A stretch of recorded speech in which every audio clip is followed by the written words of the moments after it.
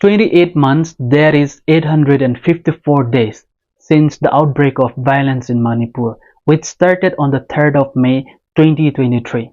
6 months into President's rule in the state, and almost nothing has changed. The animosity between the Meiteis and the Kukizo remains the same.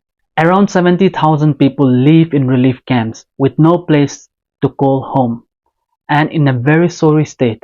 The highway is still closed for the Meiteis, and the airways and all the hospitals still inaccessible to the Kukis. A state that once was known as the Jewel of India is now a neglected and a war-zone state of India. Humanitarian crisis in the state has now turned into a political turf for the higher-ups in the Indian state of Manipur. Is the government of India actually interested in the affairs of Manipur? I don't have to say much, because time and the present situation stand as irrefutable witness. They testify against the attitude of the government. Since the onset of conflict in Manipur, the Prime Minister has shown no concern and continues to turn cold shoulders. Interestingly, he has traveled to visit 33 countries. In the distance he has covered, he could have made 130 round trips from Delhi to Imphal. But he has not come to Manipur once. But why would the Prime Minister of India be bothered by petty issues like Manipur? Foreign relations and foreign policies are more important to him than the concern of his own citizens.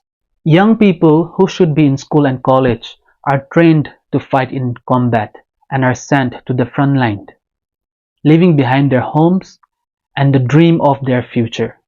Why? Because India could not defend her own citizens. That is why citizens had to step up and defend themselves. For almost 2 years, all forms of celebrations stopped in the state of Manipur, and Manipur became a depressing state. The ruling party liked to talk about Nehru and blame him for so many things. Interestingly, it was Nehru who nicknamed Manipur as the Jewel of India. But now, Modi's government is watching as the state burn into ashes and the beauty along with it. All is not well in Manipur even after 28 months.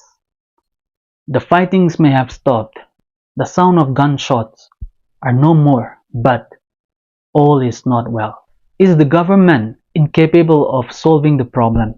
I don't think so. Is the government unaware of ground realities? I don't think so. There are so many agencies that are feeding them information. Then why is the government withholding? Is it because they know it too well that the two communities can never live together again? And solution would mean political settlement and formally separate the two communities as they are now separated in all possible ways. The government is not ready to face the reality. That is why they are trying to forcefully impose peace in the state, knowing that they are only planting a ticking time bomb.